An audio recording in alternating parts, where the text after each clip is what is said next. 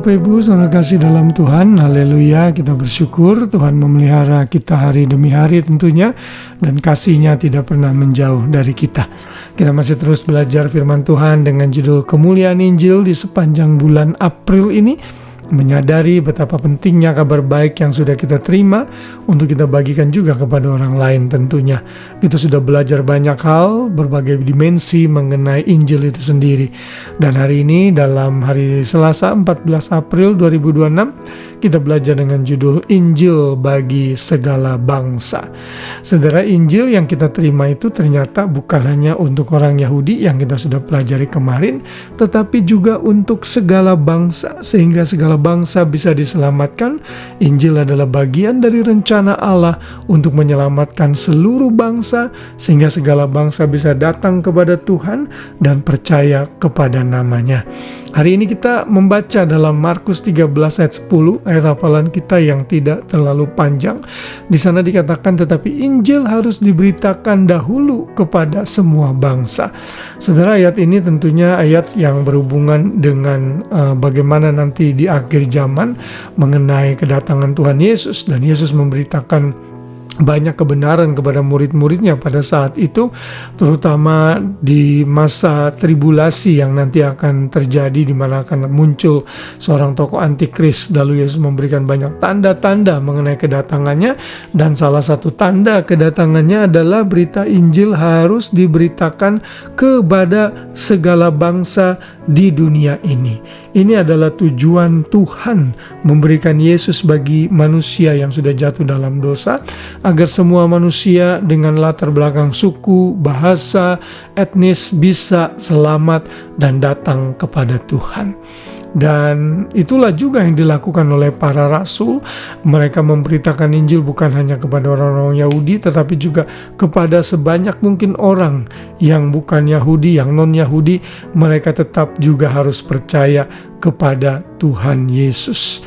Dan kita orang-orang Indonesia juga sudah kebagian berkat-Nya, karena kita bukan dari golongan orang Yahudi, namun karena kasih karunia Tuhan, kita akhirnya diselamatkan dan menerima Yesus sebagai Tuhan dan Juru Selamat. Kita terhisap menjadi Israel rohani karena berita Injil itu. Dan saudara dan saya harus termotivasi untuk memberitakan Injil kepada segala bangsa. Dimanapun saudara temui, saudara beritakan Injil. Kalau di Australia, kami yang hidup di Sydney itu bergaul dengan banyak etnis latar belakang suku bangsa.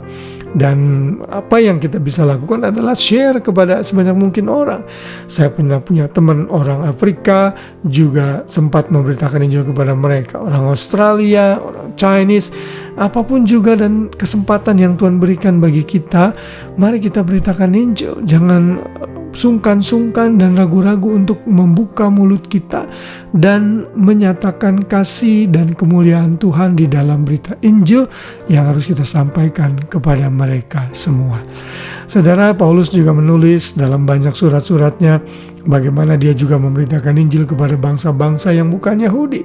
Misalnya dalam Galatia 2 ayat 2, ia berkata, "Aku pergi berdasarkan satu penyataan, dan kepada mereka kubentangkan Injil yang kuberitakan kepada di antara bangsa-bangsa bukan Yahudi, dalam percakapan tersendiri kepada mereka yang terpandang, supaya jangan dengan percuma aku berusaha, aku telah berusaha." Jadi Paulus menyatakan dia membentangkan Injil di antara bangsa-bangsa bukan Yahudi. Bahkan Tuhan Yesus pun juga memerintahkan kita untuk pergi menjadikan segala bangsa murid-Nya. Yesus tidak membatasi hanya kepada bangsa tertentu, tapi untuk pergi memberitakan Injil ke seluruh dunia, beritakan Injil kepada segala makhluk, segala suku bangsa. Kolose 1 ayat 2 juga berkata, "Sebab itu kamu harus bertekun dalam iman, tetap teguh dan tidak bergoncang, dan jangan mau digeser dari pengharapan Injil yang telah kamu dengar dan yang telah dikabarkan di seluruh alam di bawah langit, dan yang aku ini Paulus telah menjadi pelayannya." Wow, saudara, luar biasa.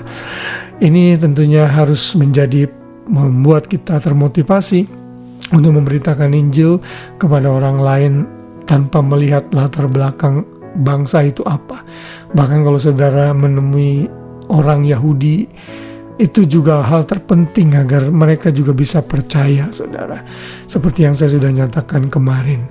Namun secara luas kita harus mengerti bahwa Injil itu terbuka kepada banyak bangsa. Tuhan mengasihi segala suku bangsa, segala warna kulit, karena kita semua berasal dari satu ras yang sama, yaitu ras Adam dan Hawa. Dan semua sudah jatuh dalam dosa dan membutuhkan juru selamat, dan itu ada dalam berita Injil yang harus kita beritakan. Kiranya renungan malam ini kembali memotivasi kita sebelum kita beristirahat, sehingga di mana kesempatan Tuhan berikan bagi kita, kita bisa memberitakan Injil ini untuk orang-orang yang belum percaya. Tuhan memberkati kita semua. Selamat malam dan selamat beristirahat. Shalom.